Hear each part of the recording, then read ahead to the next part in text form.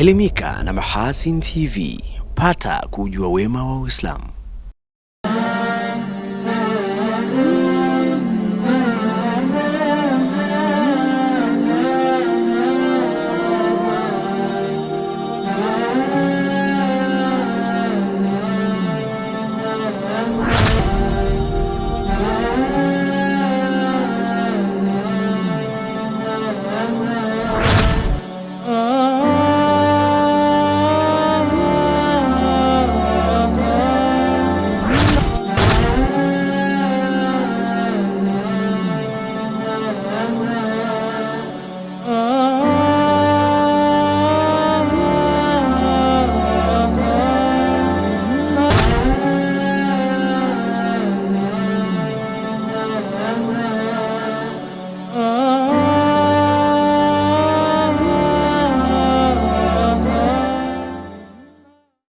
Naam, assalamu alaikum wa rahmatullahi wa barakatuh, mtazamaji wa Mahasin TV. Ni matumaini yangu buheri wa afya popote pale ulipo, nani ukaribishe katika jahazi la wiki siku hii ya leo. Hapa ndio fursa pekee ya kuweza kufahamu yale yote yaliyojiri katika juma zima hili, yakiwemo ya kitaifa na ya kimataifa, bila kusahau zile nasaha mbalimbali ambazo zimekumbushwa na makhatibu kutoka katika misikiti mbalimbali. Katika hayo na mengine mengi, nahodha wako siku hii ya leo ni mimi Zuberi Mgaya, ambaye nitakupitisha katika yote na yote hayo. Karibu, tulia, habarika. Alhamdulillah, limetuchomozea vyema. Mihangaiko na misukosuko ya hapa na pale, tukiambaambaa pande na kona zote za dunia, lengo likiwa ni moja tu, kukukusanyia na kukuhabarisha yote yaliyojiri kitaifa na kimataifa. Hili ni jahazi la wiki. Tulia, habarika.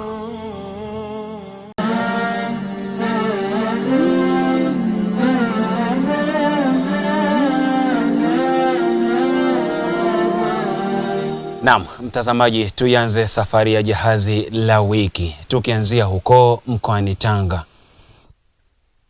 Waumini wa dini ya Kiislamu mtaa wa Bangu uliopo kata Kideleko wilayani Handeni mkoani Tanga wamewaomba wadau na wahisani kuwashika mkono katika ujenzi wa msikiti baada ya kuezuliwa na upepo mkali ulioambatana na mvua, hali inayopelekea waumini hao kukosa sehemu ya kufanyia ibada ya jamaa. Akizungumza kwa niaba ya waumini wa dini ya Kiislamu mtaa huo, kaimu shekhe katika mtaa wa Bangu Abdallah Musa ameelezea hali ilivyotokea mpaka kuezuliwa kwa msikiti huo. Za hapa kwa kweli, mnamo siku ya Jumamosi ilitokea mvua kubwa yenye upepo, mvua ambayo iliyopelekea kuezuliwa kwa jengo lote hili. Sasa hivi changamoto iliyokuwepo ni kwamba waumini hatuna sehemu ya kufanya ibada, na ikilinganishwa huu ni msikiti wa Aljuma, lakini pia vile vile Ramadhani ndio hiyo hapo ipo karibu. Kwa hiyo ndio changamoto ambayo iliyokuwepo. Akiomba msaada kwa wadau na wahisani, Sheikh Abdallah amesema kukosekana kwa nyumba ibada katika mtaa huo kunahatarisha hali ya mienendo ya kimaadili na hofu ya Mungu kwa jamii hiyo. Kwa hiyo tunaomba wafadhili popote pale walipo, wenye moyo wa imani, khairun nasu anfa'u linnas, kwa kuja kutujengea jengo hili, walau kulijenga upya, kwa sababu msikiti wenyewe ni dhalili, haustahili hata kuwepo katika karne hizi, lakini uwezo wetu ni dhalili. Kwa tunaomba watu wenye moyo ambao wanapenda kuwekeza kwa ajili ya Mwenyezi Mungu basi waweze kuifanya hiyo fursa. Kwa upande wao, baadhi ya waumini wengine wa dini ya Kiislamu katika mtaa huo wameahidi kujitolea eneo la kujengea nyumba ya ibada ya kudumu endapo akipatikana mdau wa kuwashika mkono ili kufanikisha mchakato huo. Naomba wale ambao watakuwa wamejaliwa na Mwenyezi Mungu katika kutoa, katika kusimamia masuala ya Mwenyezi Mungu, basi waje atupe msaada. Mwenyezi Mungu alivyosema, alladhina amanu wa hajaru wa jahadu fi sabilillahi bi amwalihim wa anfusihim. Huu ni msikiti ambao kwamba tumejenga kwa nguvu zetu wenyewe. na pia wafadhili walijitahidi kutupa kampani, lakini tuna kiwanja ambacho kwamba kipo rasmi kwa sababu ya kujenga nyumba ya Mwenyezi Mungu ya kudumu. Naam, mtazamaji, tukiachana na taarifa hiyo kutoka mtaa wa Bango huko wilayani Handeni mkoani Tanga, tuelekee mkoani Singida ambako mwalimu wa somo la elimu ya dini ya Kiislamu EDK katika shule ya msingi Ostadhati Mwanamama Bi Asha Hamis, mkazi wa mtaa wa Somoko kata ya Mungamaji mkoani Singida, amewaomba Waislamu na wadau mbalimbali kumshika mkono kufanya ununuzi wa kiwanja chenye ukubwa wa hekari 1 ili kujenga madrasa na kituo cha elimu kwa watoto wa eneo hilo. Kutoka huko mkoani Singida, mwanahabari wetu Ramadhani Idilimo anakuja na masimulizi ya taarifa hii. Kwa sasa madrasa hiyo inaendeshwa nyumbani kwake, ambapo hutoa darasa mbalimbali kwa watoto, mabinti pamoja na kina mama wa mtaa wa Somoko na maeneo jirani. Tuko hapa ndo madrasa yetu kama mnavyotuona. Hapa tumemaliza mwaka, aliyekuwa tunasomea hapa.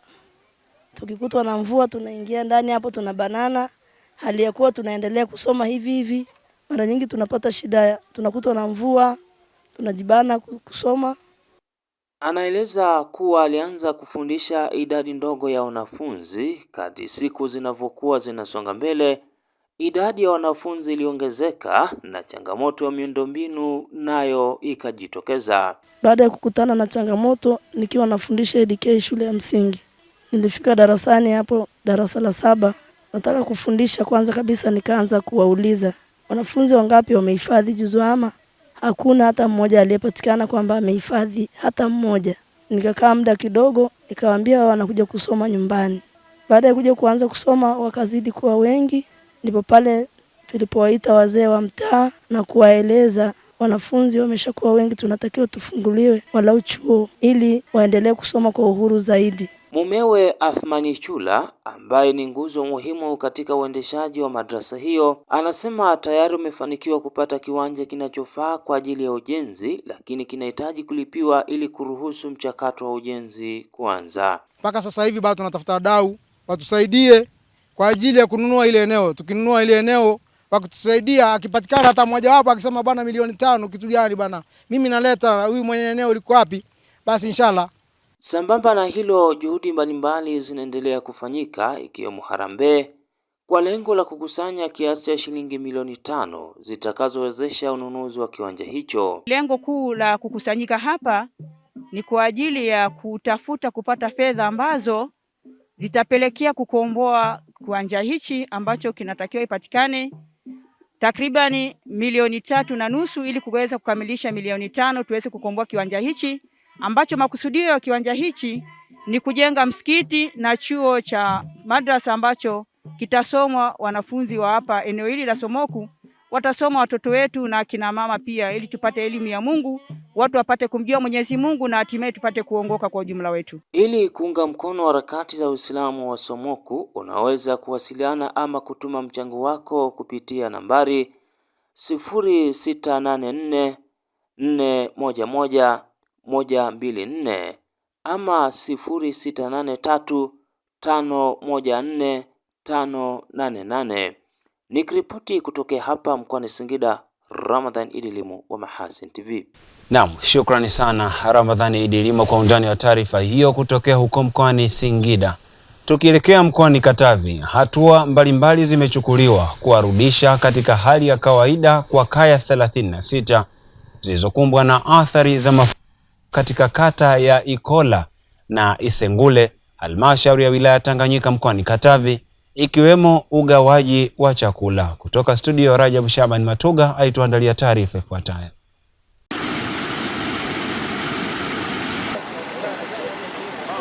Magari ya jeshi kushuka huku chini kote, na ndio tulikuwa tunafanya kazi usiku wa kuhamisha watu ili waende angalau shule ya msingi. Kwa hiyo watu wote tulikuwa tunawasimamia jana kuhamisha mizigo yao.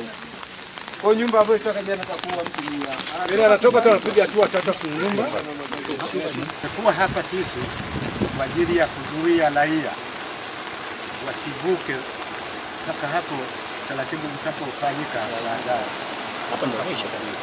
Na hali hii Ni wajumbe wa kamati ya usalama ya wilaya ya Tanganyika ikiongozwa na mkuu wa wilaya hiyo Onesmo Buselu wakipokea taarifa namna mvua iliyosababisha mafuriko ilivyoathiri kaya 36 katika kata za Ikola na Isengule. Watu katika mazingira yetu tuna vile visima. Tuhakikishe visima hivyo vinafunikwa, vinaweka katika mazingira mazuri ambayo yasije yakaleta athari kwa watoto wetu. Lakini pia sehemu ambazo maji yanavuka, maji hayapimwi kwa mguu. Tuhakikishe maji yamevuka ndipo na sisi tufanyeje tupite. Lakini serikali yenu bado inaendelea kupambania kuhakikisha mnaendelea kubaki sehemu salama. Hatua kadhaa zimeanza kuchukuliwa kuhakikisha maisha ya wananchi hao yanaendelea kuwa salama mpaka sasa, ikiwa hakuna taarifa ya kifo iliyoripotiwa. Tumejiandaa kuhakikisha kwamba zile huduma za dharura na upatikanaji wa dawa za dharura tumejiandaa vizuri na tumeshaandaa utaratibu, lakini tunatoa wito kwa jamii ni kwamba kwa kipindi hiki tuongeze umakini kwenye maradhi yetu, kwenye makazi yetu, ili tuhakikishe kwamba jamii nzima inabaki kuwa salama. Kila mmoja amchunge mwenzake na amlinde mwenzake. Lakini sisi watu wa hospitali tumejiandaa vizuri kwa sababu dawa tumeshaziagiza na vitendea kazi tunavyo pale hospitalini kituo chetu cha Ikola. Maeneo yaliyoathirika katika kata Ikola na vijiji vyake ni pamoja na kijiji cha Kafisha, kijiji cha Mchangani na Ikola. Huko katika kata Isengule, maafa yaliyoripotiwa ni kuanguka kwa nyumba 3 katika kijiji cha Isengule na kukatika kwa barabara katika eneo hilo. Nyumba moja ambayo ndio hii hapa iko nyuma yako ndio nyumba iliyodondoka, na nyumba 36 zote zilikuwa zimezungukwa na maji kuanzia usawa huu kuzunguka kwenda mpaka barabara hii na kuteremka mpaka ziwani. Kwa upande wa Ikola madhara yalikuwa ni hayo, hakuna madhara kwa binadamu. Ila kwa upande wa kijiji cha Mchangani nyumba 2 zilidondoka kuta. Zenyewe hazikuwa na madhara kwa binadamu, kati ya kitongoji cha Mzabwera na kitongoji cha Kajingi. Na changamoto kubwa ilikuja kuonekana kijiji cha Kafisha penye mawasiliano ya Naam, shukrani sana Rajabu Shaaban Matuga kwa masimulizi ya taarifa hiyo kutokea huko mkoani Katavi. Tukirejea hapa jijini Mwanza, mkuu wa mkoa wa Mwanza Saidi Mtanda amelipiga marufuku kundi linalojiita Kamchape ambalo linajishughulisha na ramli chonganishi wilayani Ukerewe mkoani Mwanza kuacha mara moja tabia hiyo inayohatarisha amani na usalama wa wananchi.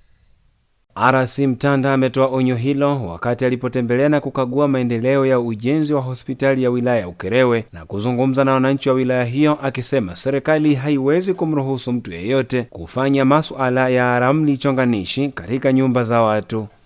Msimamo wa serikali, swala la Kamchape ni swala ambalo haliruhusiwi kwa mujibu wa sheria. Lakini from now on hatuna kibali cha mganga yoyote kufanya kazi ya hadharani ya kupita kutoa uchawi kwenye nyumba za watu. Na serikali inakataza ramli chonganishi, kwamba aliyekuroga ni jirani yako, ana macho mekundu. Hivi macho mekundu si jambo la kawaida tu kwenye mtaa. Aidha, RC Mtanda amesema serikali haitomfumbia macho yeyote atakayebainika kufanya shughuli hizo za Kamchape au kushirikiana nao ili kukomesha tabia hiyo inayohatarisha usalama wa wananchi. Nilileta kamanda wa polisi aliwadhibiti wale wote ambao walikuwa wanaendekeza Kamchape, na narudia tena, yoyote kwenye kijiji atakaye waleta Kamchape, kwanza hakuna kibali cha huyo mtu anaitwa Kamchape kufanya kazi eneo lolote, sio tu la Ukerewe, mkoa wote wa Mwanza. Atakaye mleta, tutaleta polisi, atatafutwa, atasakwa, na tuko tayari kushughulika na watu wa namna hiyo, kwa sababu inaleta uchonganishi mkubwa. Amani ilitoweka pale Ukara kwa sababu ya Kamchape. Katika hatua nyingine, RC Mtanda ametoa wito kwa wananchi kuendelea kushirikiana na vyombo vya ulinzi na usalama kwa ajili ya kutunza na kuimarisha ulinzi na usalama nchini. Wito wangu kwa wananchi kufuata sheria. Mheshimiwa mkuu wa wilaya, kwenye hili hakuna huruma. Wale ambao wana entertain vitu vya namna hiyo, wanaoleta uchonganishi, wao ndo wa kwanza kamata, tupa ndani. Halafu tutawapa mashtaka yao yanayowafaa huko.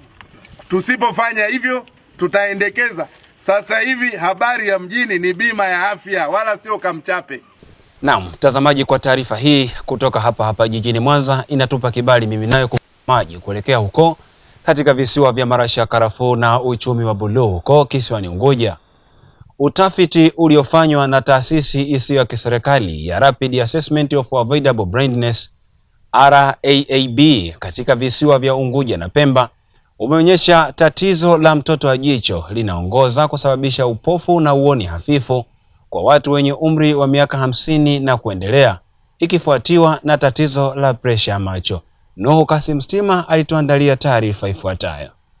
Utafiti huo uliofanyika Unguja na Pemba kuanzia Novemba 24 hadi Disemba 17 mwaka 2025 na kuhusisha shehia 69 unalingana kwa karibu na utafiti wa mwisho kama huo uliofanyika mwaka 2007 ambao kwa sasa ukubwa wa tatizo la macho visiwani Zanzibar ikiwa ni 3.8.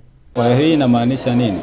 Inamaanisha kwamba bado tuna kazi kubwa ya kuhakikisha kwamba tunakinga wananchi kufikwa na matatizo ya macho hapa Zanzibar, kwani matokeo haya pia yameonyesha kwamba matatizo makubwa yaliyoonekana kwa watu ambao wana matatizo ya macho yanaweza kuepukika kama yatakuwa yanagundulika mapema pamoja na kufanyiwa matibabu mapema.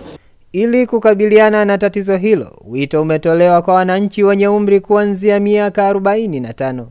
Tunapokuwa tumefika miaka 40 na kuendelea, basi tuweze kufika kwenye vituo vya afya au maeneo maalum ambayo Wizara ya Afya tumeyatenga kwa ajili ya kufanyiwa vipimo vya macho, ili kama kuna tatizo au kuna dalili au viashiria vya matatizo ya macho viweze kuchukuliwa hatua mapema na kupatiwa tiba stahiki kabla hajaleta matatizo ambayo yatasababisha upofu kabisa.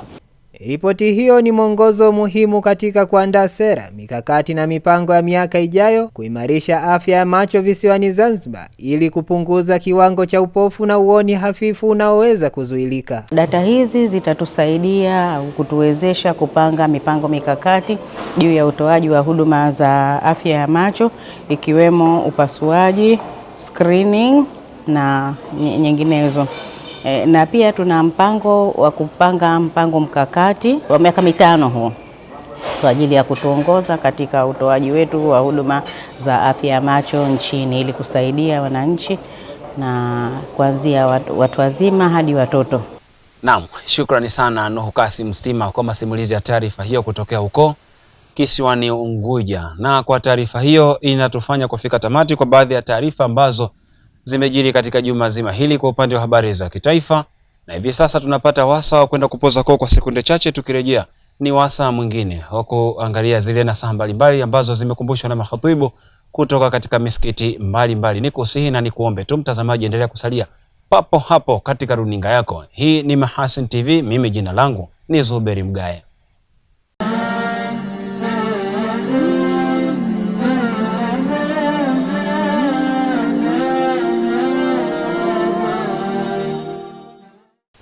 Naam, tumerejea tena mtazamaji wa Mahasin TV, na nisiwe mchoyo wa fadhila kukupongeza wewe ambaye umeamua kusalia nami hapa katika Jahazi la Wiki. Na kwa wewe ambaye kama ndio kwanza unaungana nami, kipindi hewani ni Jahazi la Wiki, ambapo hivi sasa ni wasaa mzuri sasa kuziangalia zile nasaha mbalimbali ambazo zimekumbushwa na makhatibu wetu kutoka katika misikiti mbalimbali. Mwezi wa Ramadhani tutolea aibu tulizokuwa nazo, madhambi tuliyokuwa nayo. Man sama Ramadhana, atakayefunga mwezi wa Ramadhani imanan wa ihtisaban, kwa imani ya kweli kweli na kwa kutaraji malipo kutoka kwa Allah, ufira lahu ma taqaddama min dhambi, atasamehewa madhambi aliyoyafanya. Tumefanya madhambi mangapi ndugu zanguni katika imani? Leo mtu madhambi aliyoyafanya anaona aibu hata kumwambia rafiki yake, bali Allah akitoa sitara hiyo anaweza kuanguka chini na akapoteza uhai kwa kuhofia aibu amama ayuni nas, mbele ya macho ya watu. Allah anatuletea fadhila za mwezi huu wa Ramadhani kutufutia madhambi haya yote, tena anatia kwa siri baina yangu mimi na Allah, baina yako wewe na Allah. Allah anakutia hata jirani yako hajui madhambi hayo, Allah anakufutia kwa siri. Hata mtu wako wa karibu unayelala naye kitanda kimoja, inawezekana hajui madhambi yako, Allah anakutia kwa siri. Ni siri kati yako wewe na Allah tabaraka wa taala. Wallah, hii ni fursa ndugu zanguni katika imani, inahitaji tujiandae kisawasawa. Ramadhanu shahrul fursa Ramadhani ni mwezi wa fursa. Yeyote anayehitaji fursa za kidini, fursa za kumwingiza katika pepo ya Allah subhanahu wa ta'ala, fursa za kupata kheri, anatakiwa ajue kuanzia hivi sasa kwamba Ramadhani ni mwezi wa fursa. Kuna ambao hawaioni Ramadhani ni mwezi wa fursa. Kuna ambao wanauona mwezi wa Ramadhani ni mwezi wa kukosa vingi. Kuna watu ambao inapokaribia Ramadhani utawaona wanachukia, wanaona kwamba mwezi wa Ramadhani unawabana, lakini ukweli ni kwamba, ndugu zangu katika imani, mwezi wa Ramadhani ni mwezi wa fursa, na fursa hizi Muislamu unatakiwa kuzitumia. Fursa zilizoko ndani ya mwezi wa Ramadhani ni nyingi. Miongoni mwa fursa ambazo ziko ndani ya mwezi wa Ramadhani ni fursa ya kufunga as-saumu, fursa ya kufunga mwezi wa Ramadhani. Hakuna asiyefahamu malipo ya funga, hakuna asiyejua thawabu zinazopatikana kutokana na mtu kufunga. Hivyo basi mwezi wa Ramadhani ni fursa ya kufunga mwezi wa Ramadhani kwa ajili ya Allah subhanahu wa ta'ala. Wanawachuoni wametolea taarifu ya ikhlas, namna ya kutakasa nia, biannahu sirrun baina al-abdi wa rabbi. Wakasema ni siri. Ikhlas, kutakasa nia, ni siri baina ya mja na Mola wake, baina yako wewe na Allah subhanahu wa ta'ala. Nia yako ni siri yako na Mola wako. La ya'lamuhu malakun fayaktubahu, hawezi akafahamu nia yako, makusudio yako, malaika yoyote yule akaandika ile nia yako. Hakuna hata mmoja katika malaika, hakuna anayefahamu nia yako na akaiandika kwenye vitabu vya mema au maovu. Hakuna katika malaika. Wala shaitani fayufsidahu, na wala hata shaitani hawezi akajua nia yako na ikhlasi yako akaiharibu.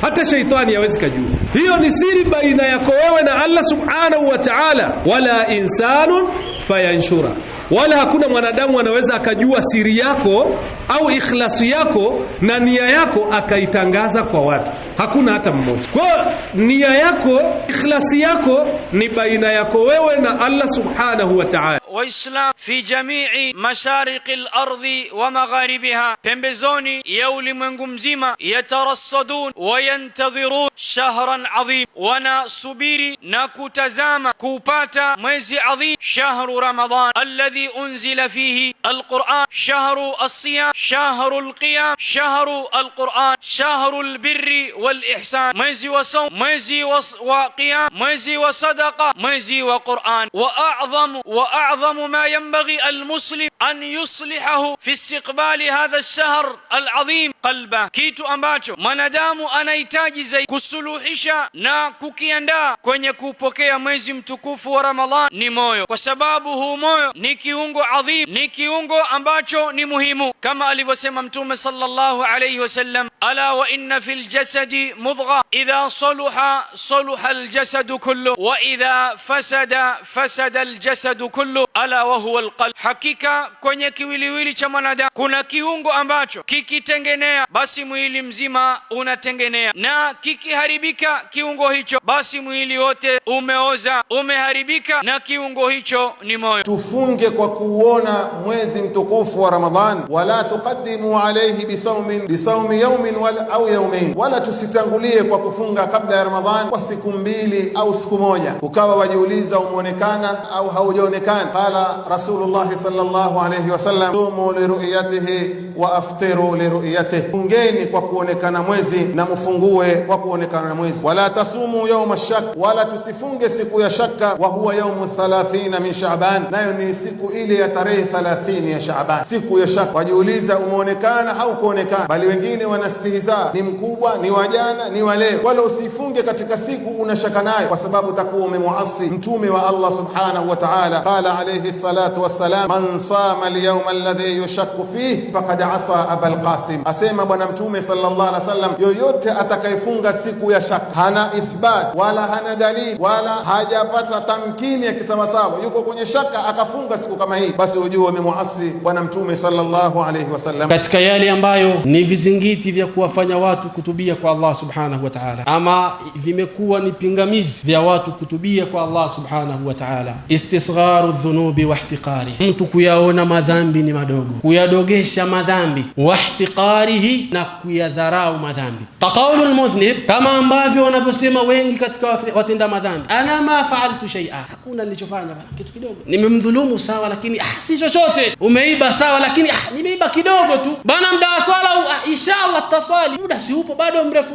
Amesema sahaba wa Mtume sallallahu alaihi wasallam Abdullah ibn Mas'ud, hakika ya muumini anaiona dhambi yake ni kana kwamba yeye amekaa chini ya mlima, alafu juu ya mlima huo kuna jabali, kwamba anaogopea muda wowote jabali lile huenda likabiringita na kumwangukia. Yakhafu an yaqali, kwamba dhambi yake anaona muda wowote huenda ikawa ni sababu ya yeye kuadhibiwa na Allah subhanahu wa ta'ala, kwa sababu dhambi tunaishi nazo. Ukifanya mazoea siku zote, ibada ile haileti athari. Ukija kwenye haji kadhalika, haji siku hizi imekuwa mazoea, si ibada. Mtu huenda kila mwaka, mimi kila mwaka lazima niende haji. Sawa, imekubadilisha nini? Mimi kila mwaka lazima niende umra. Sawa, imeleta athari gani? Hakuna athari zaidi uturekodia umepanda ndege, piga na kipara picha. Sasa ndo nimenyoa, sasa tuko matar, ndo tumeshuka, ndo tuleta talbia labbaik allahumma labbaik, 15 minutes karibu tufike al-Kaaba, nione, ndo first time yangu. Cheki watu walivyo wengi wao, is amazing. 5 minutes nione al-Kaaba hiyo, alafu onesha machozi yualia, manake ndio mwanzo, ni surprise. Yani hayo mazoea si ibada.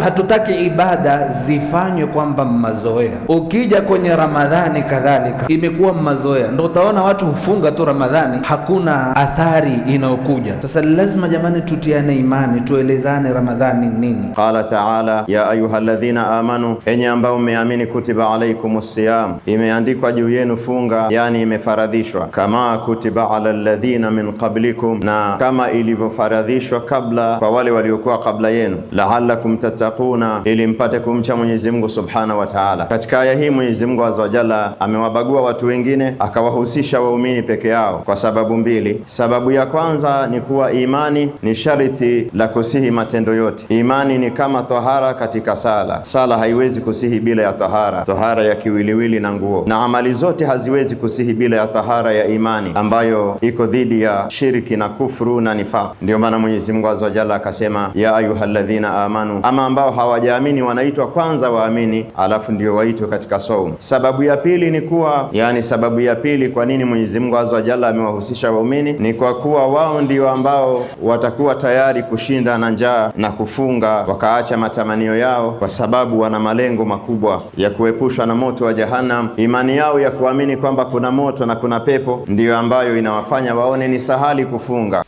Naam, mtazamaji, kwa hayo angalau ni kwa uchache tu yamekumbushwa na makhatibu kutoka katika misikiti mbalimbali, ambapo kamera zetu za Mahasin TV zilifika na kuvinjari huko.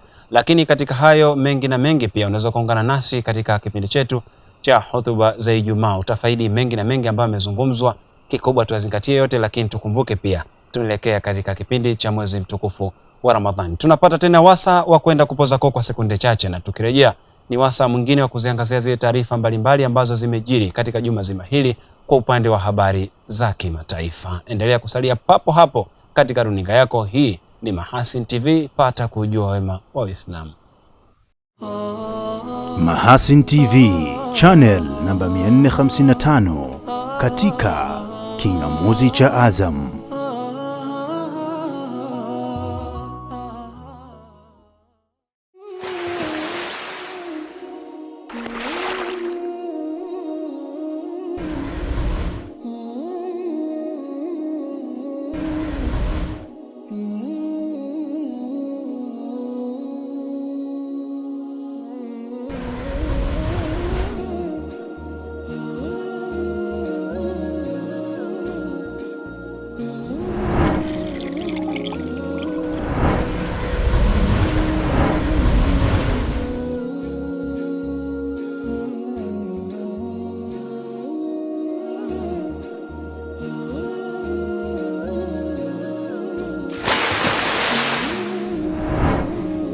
Kunywa maji safi na salama ya uhai. Bidhaa bora ya Bakhresa.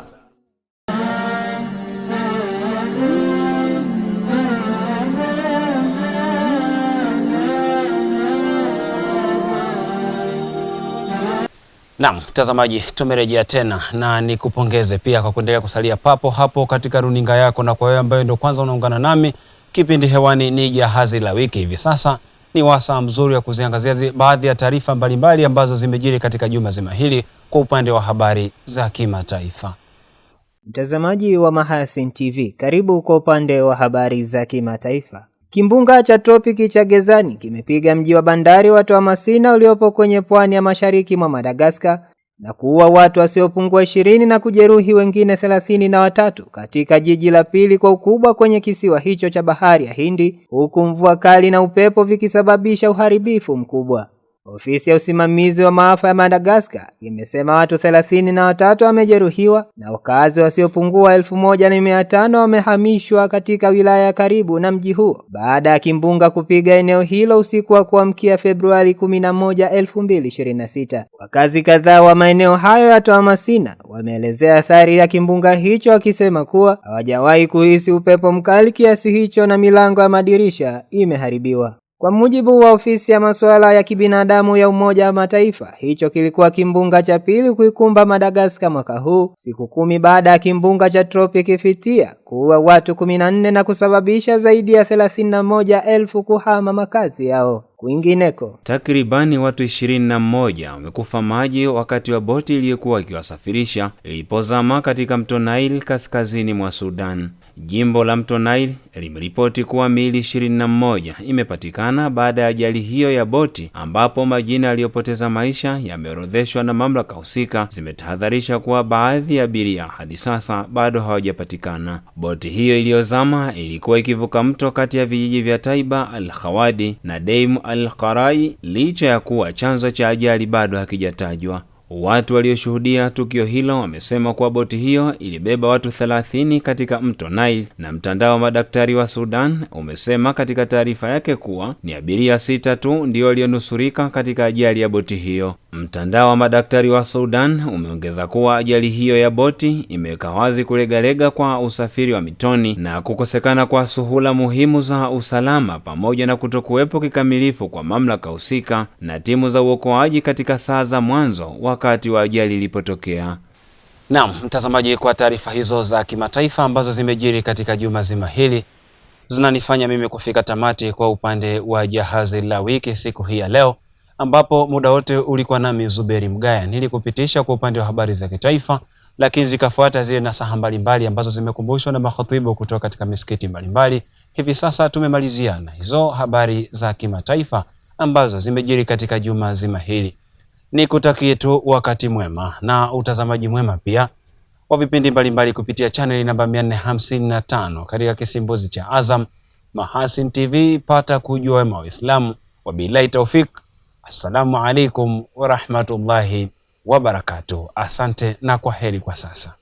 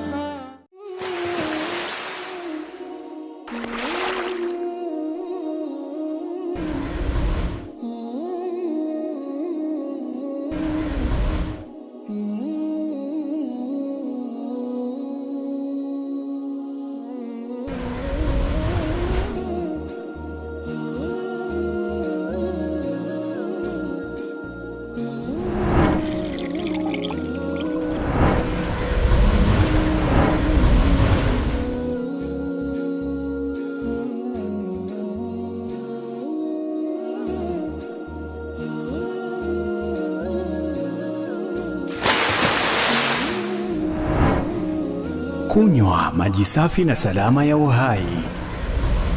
Bidhaa bora ya Bakhresa.